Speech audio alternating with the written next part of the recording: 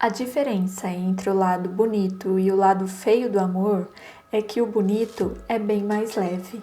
Olá pessoal, tudo bem? Carol aqui novamente falando com vocês e como vocês puderam ver pelo título e pela capa, eu trago mais uma resenha e hoje será sobre o livro O Lado Feio do Amor de Colleen Hoover. Mas antes, você já é inscrito no canal? Não? Então aperta o botão vermelho aqui embaixo, se inscreva, é de graça, não custa nada e ativa o sininho das notificações para vocês sempre estarem recebendo os avisos dos novos conteúdos que eu postar por aqui. Bom pessoal, esse livro aqui é um livro muito polêmico, porque ele divide o público em dois tipos de leitores. Os leitores que simplesmente odiaram com todas as forças a história, os personagens, a maneira com que acontece tudo que está sendo narrado aqui, e os leitores que simplesmente amaram a mensagem que o livro passa, amaram a história, amaram os personagens, a maneira como eles se desenvolvem, a maneira como é contada a história deles. E o porquê que isso acontece? A Colleen Hoover, ela é uma escritora marcada por trazer personagens muito decididos, principalmente mulheres. Fazendo a pesquisa sobre o livro, sobre a autora, para trazer um conteúdo legal para vocês, eu percebi que tem algumas pessoas que fazem também resenhas sobre livros que se decepcionaram muito com a leitura deste livro aqui. Por quê? Porque a Colleen Hoover, ela não traz nada dessas características na personagem principal deste livro, que é a Tate. Ela não é uma personagem com características que a Colleen Hoover está acostumada a apresentar para o seu público, e algumas pessoas se decepcionaram com isso. A Tate, ela é uma moça, estudante de enfermagem, que está indo morar com o irmão em São Francisco. O irmão dela é o Corbin, ele é piloto de avião. O Corbin, ele tem um amigo, que inclusive é seu vizinho no prédio, que é o Miles. Quando a Tate chega no apartamento do Corbin, do seu irmão, ela dá de cara com o Miles, mas de uma forma assim bem estranha para um primeiro contato. O Miles, ele tá sentado, deitado na porta de entrada do apartamento do Corbin e ele tá bêbado. A Tate, por não conhecê-lo, ela fica assustada, ela fica preocupada. Como que ela vai entrar no apartamento se tem um bêbado sentado na porta, encostado na porta, sendo na hora que ela for abrir a porta, o bêbado vai cair pra dentro do apartamento. E outra, como ela não conhece, ela fica imaginando, ele pode tentar fazer alguma coisa comigo, algo de mal. Então ela fica toda preocupada. Aí ela liga pro Corbin e o Corbin tranquiliza ela, fala que não é pra ela ficar preocupada, que é só um amigo dele, que ele é vizinho, inclusive, ele mora ali do lado e logo ele vai embora. E coisas acontecem nesse primeiro contato,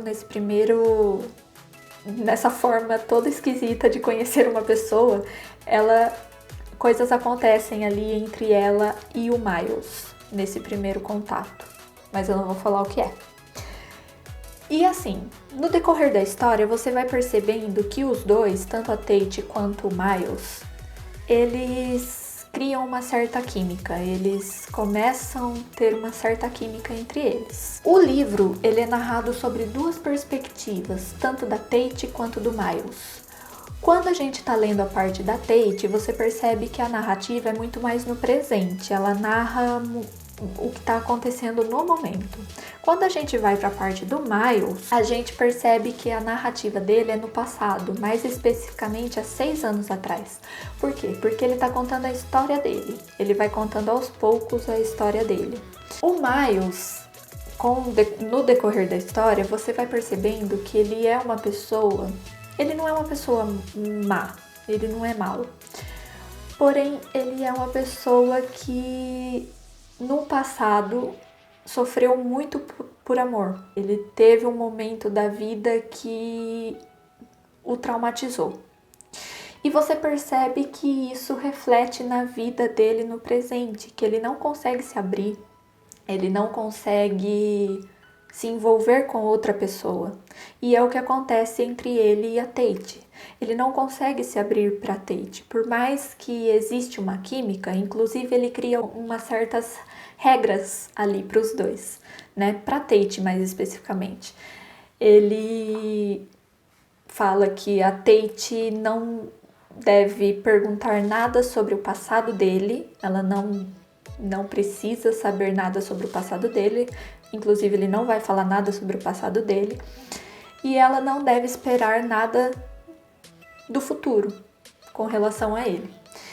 E são duas coisas assim, que é o que as pessoas mais esperam, né? Mais querem saber com relação a uma pessoa que ela tá conhecendo e que ela tá se envolvendo. E uma outra regra que ele cria é que, como eles têm essa química muito forte e se sentem muito atraídos um pelo outro, eles vão ter um envolvimento, porém só na parte carnal, ou seja, só vai acontecer o sexo entre os dois. Isso que vai ser levado em conta. E a Tate, ela aceita, ela se submete, é uma decisão dela, e você percebe no decorrer da história que num primeiro momento a Tate ela fica feliz, porque pelo menos isso ela vai ter com Miles, ela vai ter o prazer, a questão do prazer carnal. Porém, conforme a história vai passando, você vai percebendo que ela vai apresentando uma certa angústia, porque ela cria na mente dela uma esperança de que uma hora o Miles ele vai mudar, de que uma hora ele vai falar sobre a vida dele, e ela fica esperando isso, esperando, e nesse meio tempo coisas vão acontecendo. O Miles ele demonstra muita frieza com relação ao amor, ele realmente não consegue se abrir, e lá pro final do livro o Miles ele vai trazendo para nós, quanto leitores, o que aconteceu com ele no passado e que realmente o traumatizou muito. E só depois que ele resolve isso do passado que ele consegue se abrir para Tate. Então, o que eu tiro da leitura desse livro é que as pessoas hoje em dia na nossa sociedade, elas conhecem muito somente o lado romantizado do amor, aquele lado bonito, aquele lado em que as pessoas criam as suas expectativas e elas sempre serão correspondidas, elas sempre serão atendidas e elas esperam, né, essa correspondência das suas expectativas. O príncipe encantado, o amor eterno,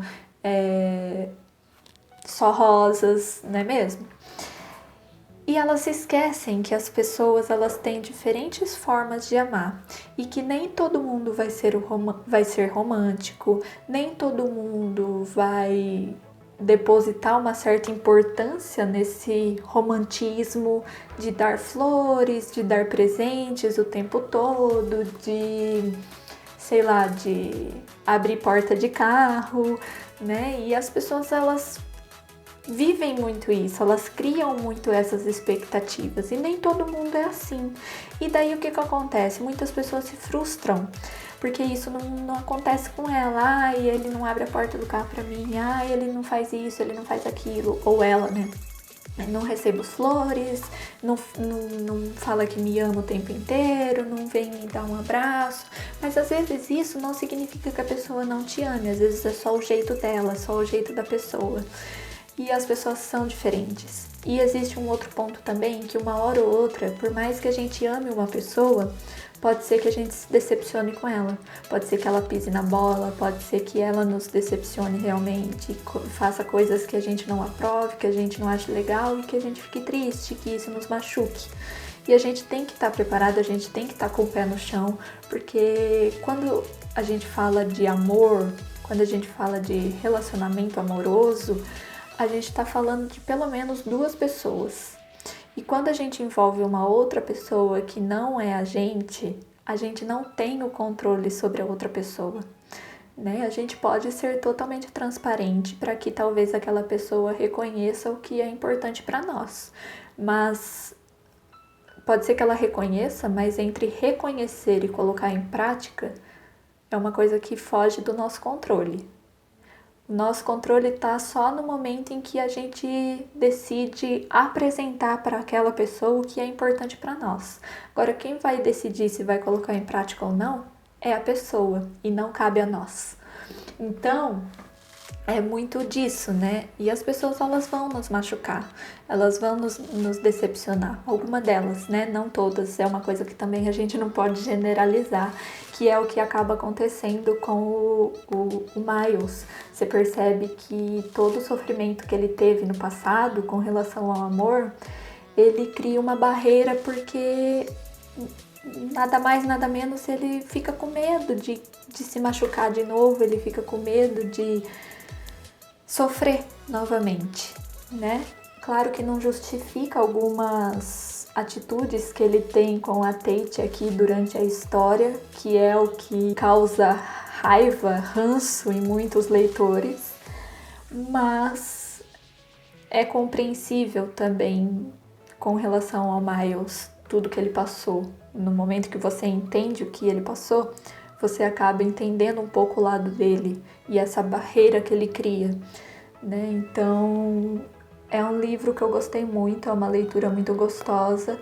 E algumas pessoas podem ficar pensando, nossa, mas por ter duas perspectivas de narrativas, não fica meio chato? Porque assim, são em dois tempos, né? Como eu disse, a Tate, ela narra muito presente o que está acontecendo no momento, e do nada o próximo capítulo vem o Miles falando do passado dele, e daí você fica pensando, nossa, mas não fica chato, porque você tá ali tão envolvida, sabendo o que vai acontecer no presente, querendo saber o que vai acontecer no presente, e daí do nada corta e vem o Miles falando do passado. Não fica chato, não fica ruim. Bom, pra mim não ficou uma leitura cansativa, não ficou ruim. Por quê?